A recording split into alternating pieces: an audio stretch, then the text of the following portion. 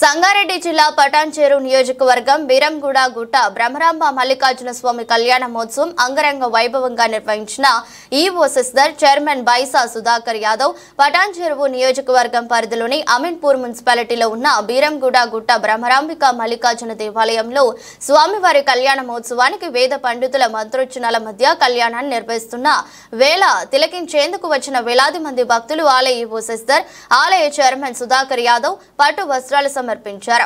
అనంతరం ఇరువురు మాట్లాడుతూ బ్రహ్మరాంబ మల్లికార్జున స్వామి 5 రోజుల బ్రహ్మోత్సవాలలో భాగంగా 3వ రోజు కళ్యాణ మహోత్సవం అంగరంగ వైభవంగా జరిగిందని జిల్లా కాంగ్రెస్ పార్టీ మహిళా అధ్యక్షురాలు కాటా సుధా శ్రీనివాస్ గౌడ్ విచ్చేసి కళ్యాణ మహోత్సవంలో పాల్గొని స్వామివారిని దర్శించుకున్నారు. గత 3 రోజులుగా దాదాపు 5 లక్షల మంది భక్తులు స్వామివారిని దర్శించుకున్నారు. అందరిపైన పరమశివుని ఆశీర్వాదం ఉండాలని అన్నారు. కార్యక్రమంలో వేద పండితులు, పలు నాయకులు, ఆలయ సిబ్బంది, భక్తులు పాల్గొన్నారు. రాత్రి బ్రహ్మోత్సవాల భాగంగా మరి ఈరోజు శ్రీ బ్రహ్మరాంబిక మల్లికార్జున స్వామి దేవస్థానం బీరంగూడ గుట్ట మరి ఈరోజు శివపార్వతుల కళ్యాణము చేయడం జరిగింది. ఈ శివపార్వతుల కళ్యాణం అంగరంగ వైభవంగా చేయడం జరిగింది. మరి దీనికి ఇక్కడ భక్తులు కూడా చాలామంది ఇచ్చేశారు. మరి భక్తులకు కూడా ఇక్కడ వారికి మరి కళ్యాణం జరగగానే వారి అక్షంతలు కూడా వేసి స్వామివారిని వారు అందరూ దర్శించుకుంటున్నారు. మరి ఆ స్వామివారికి ఇక్కడ విచ్చేసిన భక్తులందరికీ వారికి ఎల్లవేళలా దేవుని ఆశీర్వాదం ఉండాలని, అష్టైశ్వర్యాలు వాళ్ళకు కలగాలని మేము ఆ దేవునికి భక్తుల మరి బ్రహ్మరాంబ మల్లికార్జున స్వామి బ్రహ్మోత్సవాల భాగంగా 2వ రోజు కళ్యాణం జరిగింది. 2వ రోజు సాయంత్రం 6 గంటలకు, ఈరోజు సాయంత్రం 6 గంటలకు రథోత్సవం కార్యక్రమం ఉంటుంది. ఈ రథోత్సవ కార్యక్రమం చాలా బ్రహ్మాండంగా ఏర్పాటు చేస్తున్నాము. మరి రథోత్సవ కార్యక్రమంలో మరి చాలా మంది భక్తులు ఇచ్చేస్తారు. ఇంచుమించు 10,000 మంది భక్తులు ఇచ్చేస్తారు. దీనికి మరి పోలీసు వారు కూడా 100 మంది వారు ఈ యొక్క ఏర్పాట్లు ఇచ్చేస్తారు.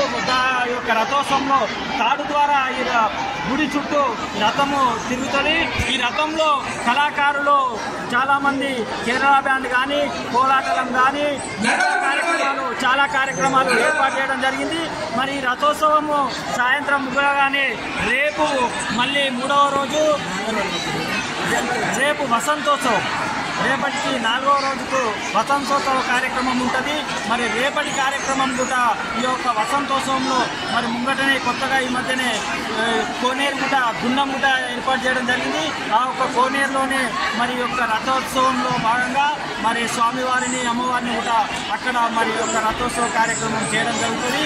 కాబట్టి రేపటి కార్యక్రమం కూడా ఇంకా బ్రహ్మాండంగా ఉంటుందని చెప్పి మరి యొక్క బ్రహ్మరాంబిక మల్లికార్జున దేవస్థానం తరఫున ఆలయ చైర్మన్గా, ఆలయ కమిటీ తరఫున భక్తులందరికీ తెలియజేయడం జరుగుతుంది. నిన్నటి నుంచి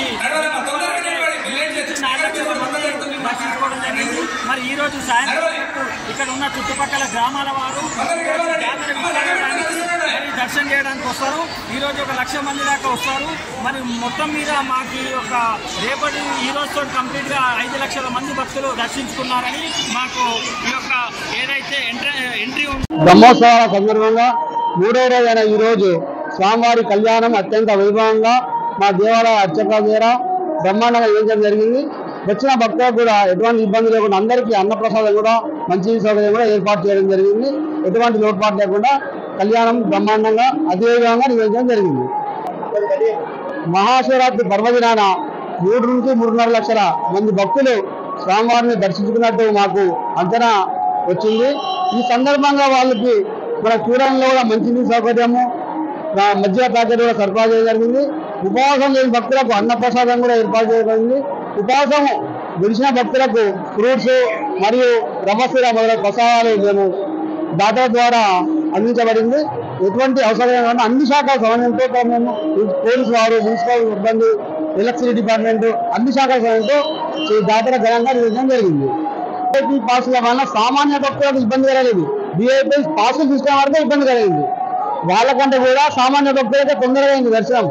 విఐపీ పాసుల వాళ్ళు కూడా మళ్ళీ రిటర్న్ వచ్చి 100 రూపాయలు టికెట్, 50 రూపాయలు టికెట్ తీసుకొని వెళ్ళడం జరిగింది. విఐపీ పాసులు తీసుకోవడానికి ఇబ్బంది జరిగింది. విఐపీ పాస్ అంటే ఇక్కడ లోకల్ లీడర్లు ప్లస్ మాజీ కౌన్సిలర్లు కానీ ఎవరైనా లోకల్ లీడర్లు కానీ వాళ్ళ గురించి వాళ్ళ కార్యాలయం నుంచి పాసులు అడగడం జరుగుతుంది. దానికి మేము వీవీఐపీ కోసం వాళ్ళకు మాట ఇవ్వకుండా వివరించడం వాళ్ళకి అందజేయడం జరుగుతుంది. ఈ రోజు కళ్యాణం 3వ రోజు కళ్యాణంతో పాటు సాయంత్రం రథోత్సవ కార్యక్రమం కేరళ నృత్యాలు కోలాటాల మధ్య అత్యంత వైభవంగా స్వామివారికి ఈసారి నూతనంగా కోనేరు నిర్మించడం జరిగింది.